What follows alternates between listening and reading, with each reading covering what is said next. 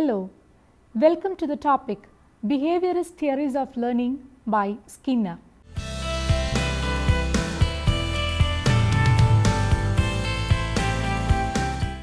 Module 1 Skinner's Operant Conditioning. Behavior is shaped and maintained by its consequences. It is operated by the organism and maintained by its results.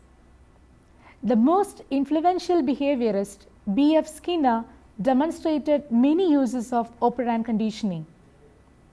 Skinner was an ardent practitioner of parsimony, always seeking simple explanations in terms of reinforcement histories rather than explanations in terms of mental states. Although we ordinarily expect scientific progress to emerge from a logical sequence of experiments designed to test certain hypotheses, it sometimes results from simple accident. For example, in one of Skinner's early experiments, he arranged for rats to run down an 8-foot-long alley to get food. After he grew tired of picking the rats up every time and returning them to the starting position, he built a circular runway. Now, the rats, after getting the food, could run around the circle and back to the start box on their own. But Skinner still had to replenish the food in the goal box each time. He rigged it so the rats could do that too. Eventually, he decided there was no need for the alley to the 8 feet long. In fact, he dispensed with the alley altogether. What was left was a simple box now called the Skinner box, in which a rat presses a lever or a pigeon pecks an illuminated disc or key to receive food. Shaping behavior. Suppose we want to train a rat to press a lever. If we simply put the rat in the box and wait, the rat might never press the lever.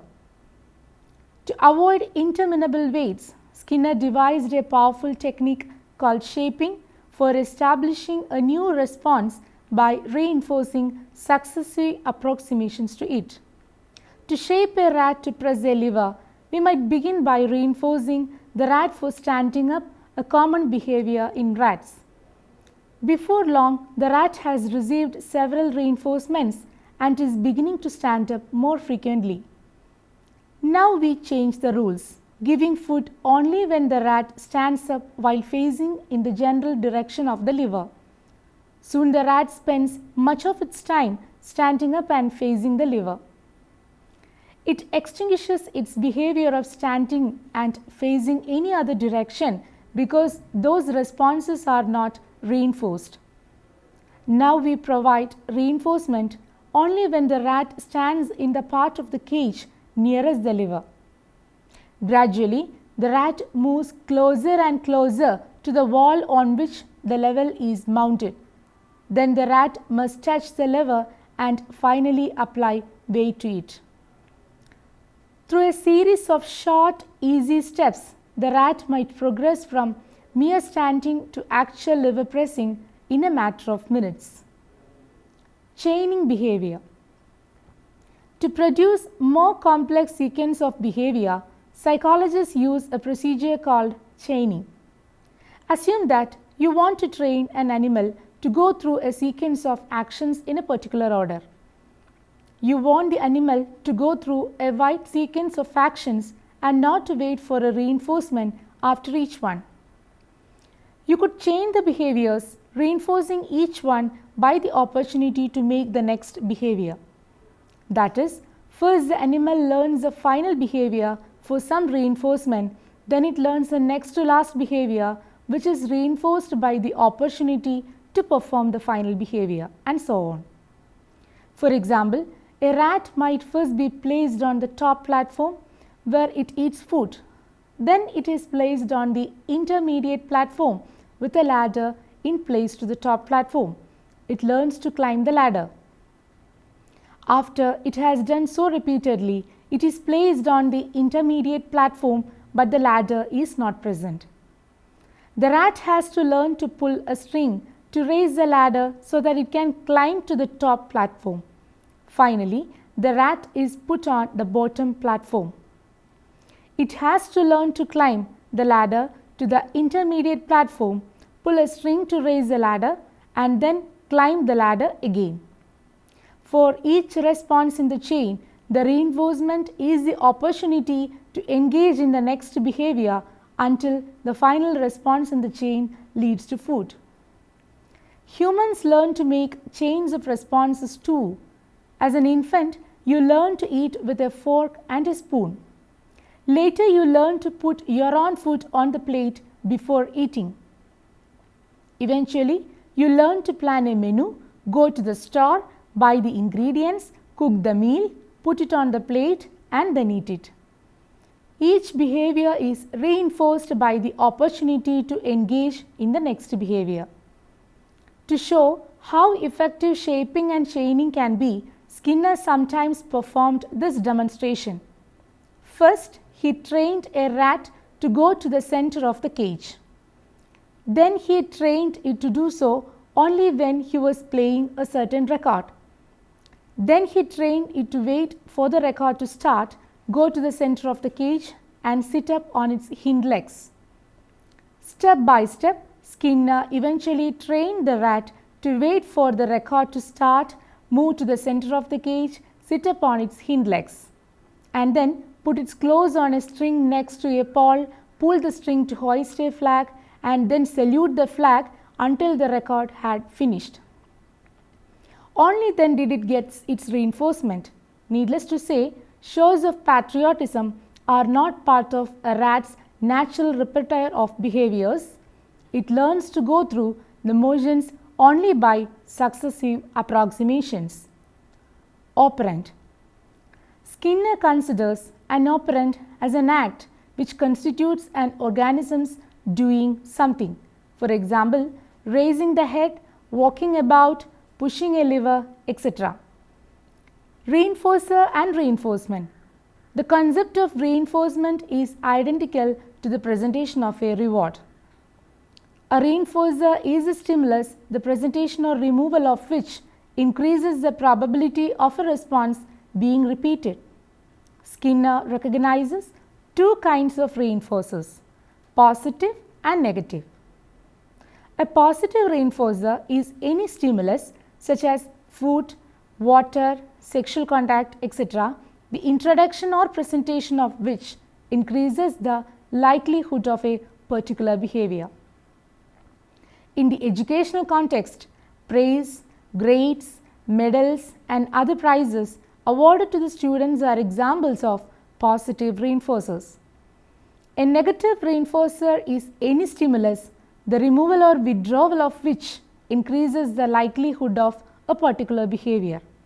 An electric shock, a loud noise, etc. are said to be negative reinforcers.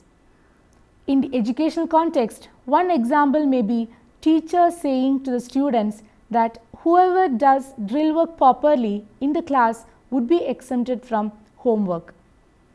Negative reinforcers and punishment. These two terms should not be taken that have the same meaning. Whereas reinforcers, positive as well as negative, strengthen behavior, punishment weakens it.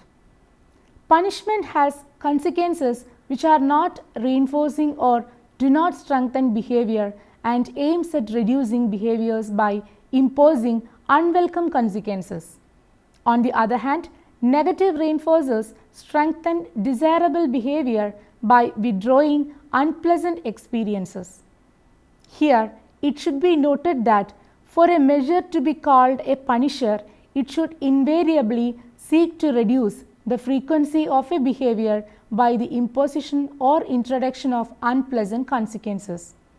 For example, in the case of a student who feels pleased about being outside the class, instead of feeling bad, to turn him out of the class would not act as a punisher or a means of behavior modification. Similarly, for students who like being scolded because it gains them their teacher's attention and or enhances their status among their peers, the scolding instead of working as a punisher is likely to prove to be a reinforcer of their behavior. Module 2, the schedules of reinforcement. Skinner put forward the idea of planning of schedules of reinforcement for conditioning the operant behavior of the organism. Some important schedules are continuous reinforcement schedule. This is an out and out reinforcement schedule where provision is made to reinforce or reward every correct response of the organism during acquisition of learning. For example, a student may be rewarded for every correct answer he gives to the questions or problems put forth by his teacher. Fixed interval reinforcement schedule. In this schedule, the organism is rewarded for a response made only after a set interval of time, for example, every 3 minutes or every 5 minutes. How many times he has given correct responses during this fixed interval of time doesn't matter. It is only at the expiry of the fixed interval that he is presented with some reinforcement. Fixed ratio reinforcement schedule. In this schedule, the reinforcement is given after a fixed number of responses. A rat, for example, might be given a pellet of food after a certain number of liver presses. A student may be properly rewarded after he answers a fixed number of questions, say 3 or 5. The fixed ratio schedule is used in some factories and by employers of casual workers or laborers where wages are paid on piecework basis, that is, the number of garments sewn or number of baskets or boxes packed. Variable reinforcement schedule. When reinforcement is given at varying intervals of time or after a varying number of responses, the individual doesn't know when he is going to be rewarded, and consequently he remains motivated throughout the learning process in the hope of reinforcement. The most common example of such a schedule in human behavior is the reinforcement operation schedules of gambling devices. Here rewards are unpredictable and keep the players well motivated through occasional returns. Reinforcement and its schedules play a key role in the conditioning of operant behavior and acquisition of learning. Where a continuous reinforcement schedule increases the response rate, the discontinuance of reinforcement may result in the extinction of that response or behavior. A continuous reinforcement schedule thus yields the least resistance to extinction and the lowest response rate during learning. Learning of a response, therefore, occurs quickly if every correct response is rewarded, but it is forgotten easily when the reinforcement is stopped. If reinforcement is given after a varying number of correct responses or at varying intervals of time, the responses is remarkably resistant to extinction. However, the fixed interval reinforcement schedules are found to provide the lowest yield in terms of performance, as the individual may soon learn to respond correctly only when the time or turn of reinforcement arrives. Similarly, he may lose interest in getting reinforcement after a fixed interval or fixed number of correct responses. Weighing all this properly, Skinner suggests a 100% schedule to begin with, followed by a fixed interval or fixed ratio schedule to finally arrive at the variable reinforcement schedule for better results in learning or training. Defining operant conditioning. Operant conditioning refers to a kind of learning process where a response is made more probable or more frequent by reinforcement. It helps in the learning of operant behavior, the behavior that is not necessarily associated with a non-stimulus. Module 3, distinction between classical and operant conditioning. Classical or respondent conditioning is based on respondent behavior. Specifically, it deals with responses that invariably follow a specific stimulus and are thus elicited, for example, blinking at a bright light, jumping at an electric shock, salivation to the taste of food, and so forth. In this, greater importance is attached to the stimulus for eliciting the desired response. That is why it is also called a type S conditioning. On the other hand, operant conditioning helps in conditioning or learning of operant behavior that is emitted rather than elicited. The organism seems to initiate operant behavior on his own without a single explicit preceding stimulus. In this type of learning, much emphasis is placed on the response rather than the stimulus causing the response. This is why it is also named as type R conditioning. In type S conditioning, the problem with the trainer or teacher is to select appropriate stimuli for evoking desired response. On the other hand, in R-type conditioning, out of many responses which an organism is capable of giving, the problem with the trainer or teacher is to evoke only the appropriate responses and then fix them properly with the help of suitable reinforcement. The difference between these two types of conditioning thus may be summarized as below. Difference between classical and operant conditioning. In the first case, it helps in the strengthening of elicited response, that is respondent behavior. But in the second case, it helps in the strengthening of emitted response, that is operant behavior. In the first case, it is an S-type conditioning where emphasis is given to the stimulus. But in the second case, it is an R-type conditioning where emphasis is given to the response. For the first case, conditioned response and unconditioned response are the same, that is salivation. But for the second case, conditioned response and unconditioned response are different. Pressing the lever is conditioned response and eating food is unconditioned response. In the first case, there is definite connection between stimulus and response. But in the second case, conditioned response cannot be connected with any non-stimulus. For the first case, pairing is between unconditioned stimulus and conditioned stimulus, whereas in the second case, pairing is between a response and the reinforcing stimulus which follows. In the first case, bond between unconditioned stimulus and conditioned stimulus is established, whereas in the second case, tendency to respond in a specific manner is developed. For the first case, focus is on the single SR bondage, but in the second case, it is concerned with sequences of responses. For the first case, it is stimulus substitution is the essence of learning, whereas in the second case, response modification is the essence of learning. In the first case, strengthening of bones by repetition promote learning, but in the second case, reinforcement promotes learning. Module 4, Implications of the theory of operant conditioning.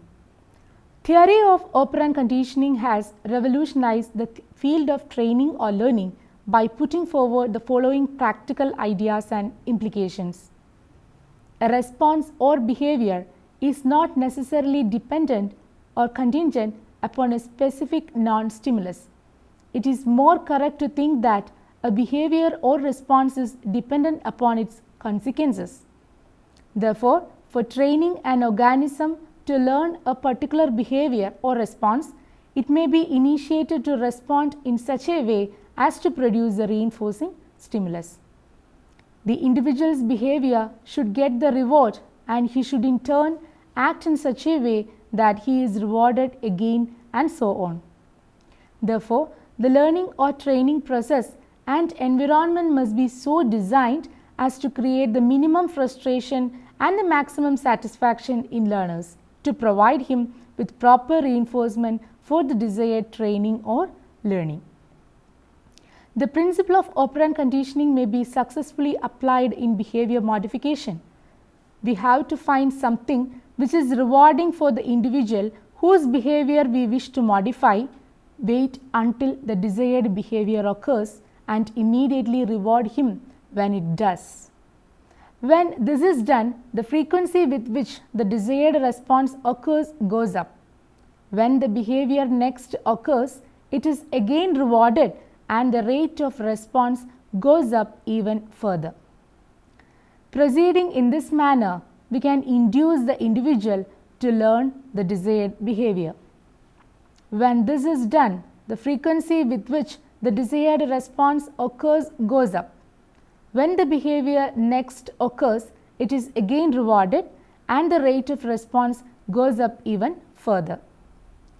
Proceeding in this manner, we can induce the individual to learn the desired behavior. The development of human personality can be successfully manipulated through operant conditioning. The theory of operant conditioning does not attribute motivation to internal processes within the organism. It takes for granted the consequences of a behavior or response as a source of motivation to further occurrence of that behavior. Food is a reinforcer to a rat or a pigeon. Knowledge of the correct response is a reinforcement to a learner. Secondary reinforcers also prove very important sources of motivation for a learner. Verbal praise, positive facial expressions of the trainer or teacher, a feeling of success, high scores, good grades, prizes, medals, and the opportunity to do work one likes are all good motivators. Operant conditioning thus provided an external approach to motivation.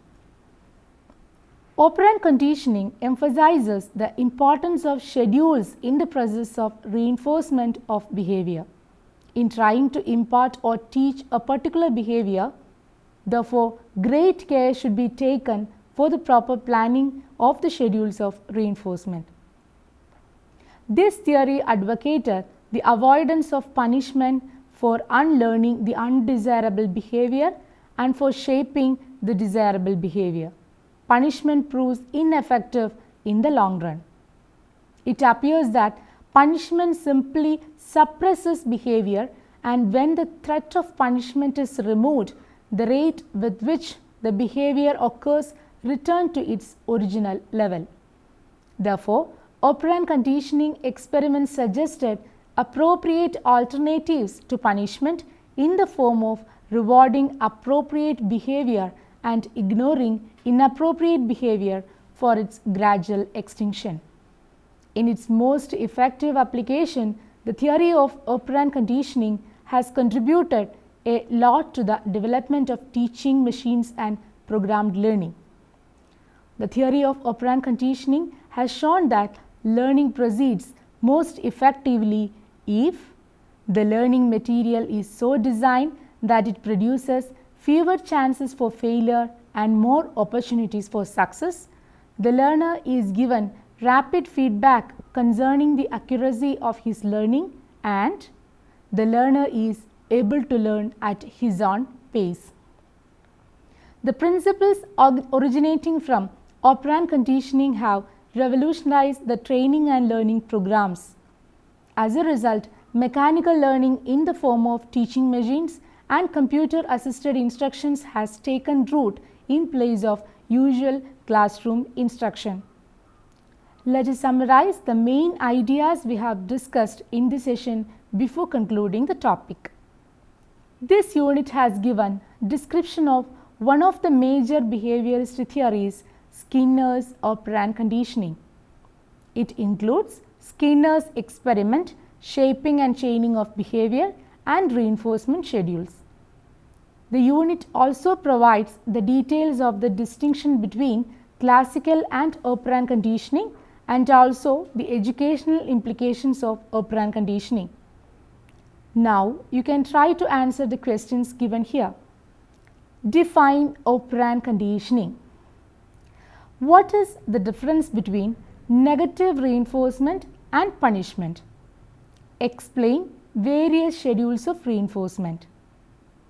Explain the process of chaining in operant conditioning.